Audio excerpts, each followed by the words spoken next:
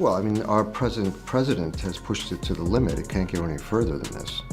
I mean, he came out of reality show television. He's like a game show person. There's no truth to it. There's no center to it.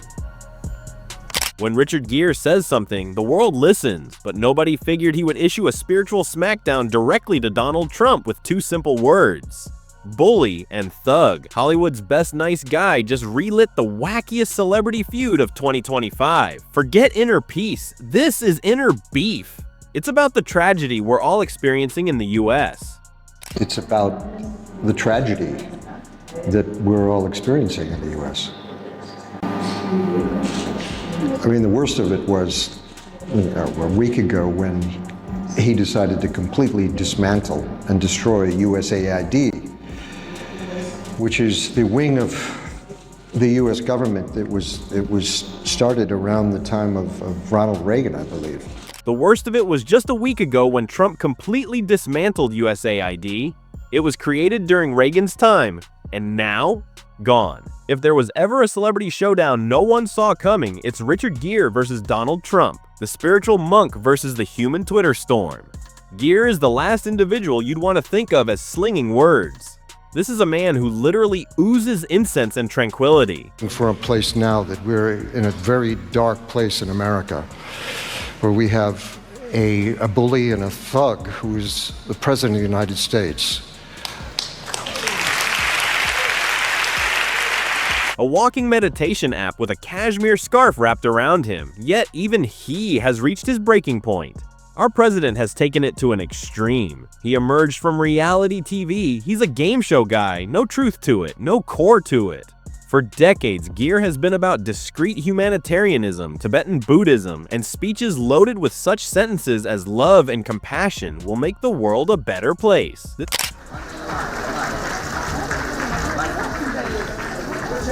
The number of hate crimes in the U.S. went up enormously as soon as Donald Trump started running for president. This man would give a TED Talk about kindness with a lotus flower balanced on his head, and you'd have no doubt of every word he says. Now, he's had enough games. The number of hate crimes exploded once Trump began running. The people had their voice, they had elected him, but even they didn't assume he'd go through with the things he had vowed. And on the opposite side, there's Donald Trump, a fellow whose entire identity is constructed on never saying no to a public spat. Shock. My wife is in shock. We're all in shock. It was, well, the people spoke and they elected this president. And that's a fact. But I don't even think the people who elected him really believed that he was going to do what he said he was going to do.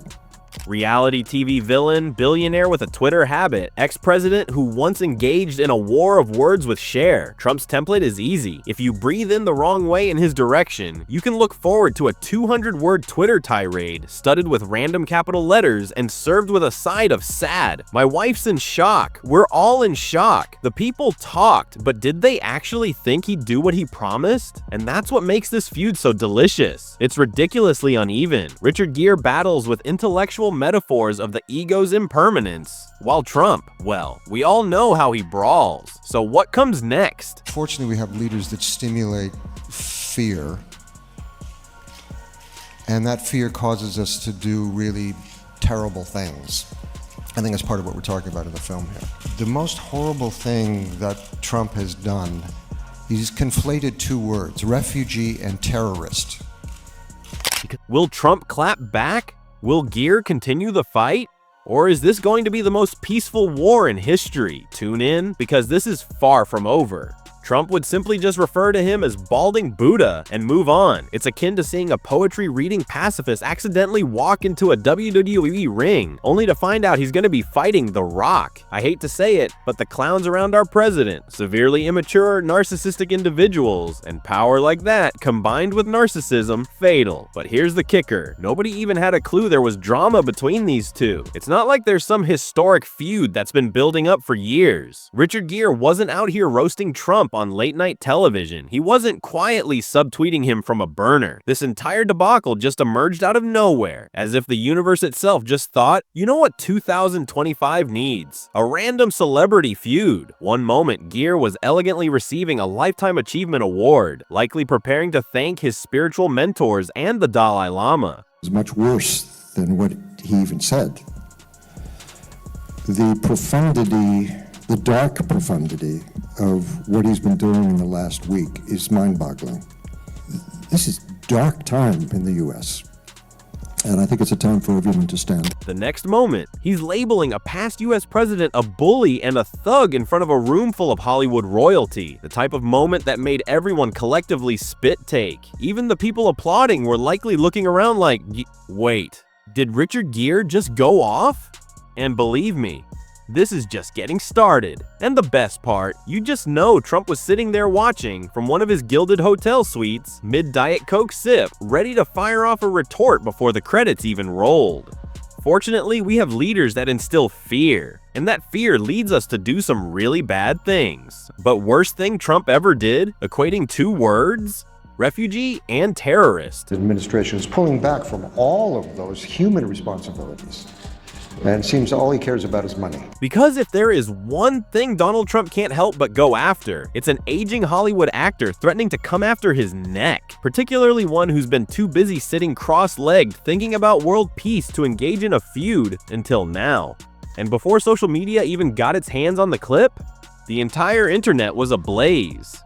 Half the reactions were praising Gere as the new Hollywood patron saint of clapbacks. The other half already writing 700-word treatises on why a man who had once played Runaway Bride has absolutely no right to come for Trump's legacy. It was wild. It was ridiculous. It was totally out of nowhere. Just the sort of debacle the internet a greatest hits montage of sultry stares from Pretty Woman, alternating with images of him holding threatened wildlife in distant nations. The room was prepared for it. Hollywood adores nothing more than awarding one of its own a well-wrapped-up legacy moment. A humble speech on art, empathy, and how the power of movies can change the world. An administration is pulling back from all of those human responsibilities. Seems all he cares about is money. But Gere? He must have gotten out of bed that morning and decided on chaos. He stepped up to the podium, appearing every inch the silver-haired Zen master in his sharp tuxedo, began precisely as everyone hoped. Low-keyed, poetic, thanking his peers, his family, and, of course, the Dalai Lama. For a good 90 seconds, the entire exercise was one long, comfortable meditation session. Folks were already typing up their "what a class act" tweets. Then, out of the blue, the twist. Without losing his serene, measured tone, Gere carelessly let fall the two words that would take over the whole night? Part of a universe of overlapping pain and sadness and joy and expectations and dreams and hopes and visions. And I see this world that we're in now forgetting that. And this kind of very foolish tribalism is starting to take us over, where we think we're all separate from each other. And we have unfortunately elected officials that don't inspire us in the way we want to be inspired. Bully? Thug. At first, the room didn't even catch on to what had occurred. The words were so out of nowhere, so wildly off message. Half the audience likely thought they'd misheard him. Some polite applause went on like muscle memory. But then, a wave ran through the crowd. That unmistakable moment of wealthy people realizing, oh did Richard Gere just begin beefing? And in all seriousness, that was much worse than anything that he even said. The dark profundity of what he's been doing in the last week is mind-boggling. This is a dark time in the US, and I think it's a time for everyone to stand. The room was an amalgamation of nervous wine sipping, etiquetted gasps, that cringy "are we applauding for this?" vibe that only occurs when a person surprises us by going off script at a black tie affair. And Gere, not a care in the world. He spoke the line as if reciting from a shopping list, then promptly resumed discussing global empathy as if he hadn't just turned the entire night into a meme in the making. The type of understated savagery only a person who has meditated for decades in isolated monasteries could get away with, as if he was spiritually beyond the drama, but also fully present for the chaos. And by the time the standing standing ovation erupted, largely from the front seats, filled with Hollywood liberals who would applaud a person naming a... Oh, wait. You didn't think that was going to finish this off, did you? Just because this feud? It's only just beginning. She used to be someone that we had empathy for, used to be someone we cared about, someone we wanted to help, that we wanted to give refuge to, a refugee. We wanted to help. Now we're afraid of them.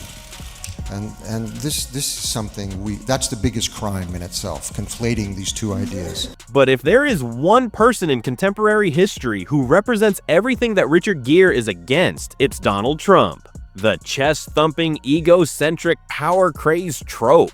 Essentially the last boss in Gere's life's work of being a universal human being. Do I have an issue with him? His instincts are the polar opposite of everything we've grown to be as human beings, as a nation. But he's not alone. We can see this around the globe. These withdrawals, retreats, and defies of the natural laws. Translation, Richard Gere just spiritually curb-stomped Trump using a meditation bowl and a lifetime's worth of incense in his hands. This wasn't some off-the-cuff celebrity quip. It was a full-fledged call-out from a man who typically likes to fight injustice through subtle diplomacy and poetic metaphors regarding love and harmony. But not today. Today, Hollywood's resident Zen master chose to break his decades-long promise of political chill and deliver a verbal nuke directly into Trump's lap. And the best part? Trump 100% saw it. Because let's be real, if there's one thing bound for his gold-plated desk sooner than a delivery of fast food, it's a celeb publicly roasting him. Somewhere Diet Coke sip paused midstream, you just know he stopped, rewound, and began constructing an all-caps tweet in his mind. We do have a problem with him. His impulses are diametrically opposed to what we have evolved as human beings and as a country. But he's not unique, and we see this around the world, that these movements to withdraw, to retreat, to challenge the basic laws of nature, the laws of physics, that we are all in this together. Meanwhile, the internet was doing what it does best, making the moment an instant classic. The memes were hot, with Gere's face imposed on Mortal Kombat warriors and headlines such as "Finish him." Think pieces were taking off. Folks who hadn't given Pretty Woman a thought since the early 2000s were suddenly ardent Richard Gere devotees. It was madness. It was gorgeous. It was just the sort of weird, totally out of left field celebrity feud 2025 required. But the question of the day, what's next? Because if we know anything about Trump,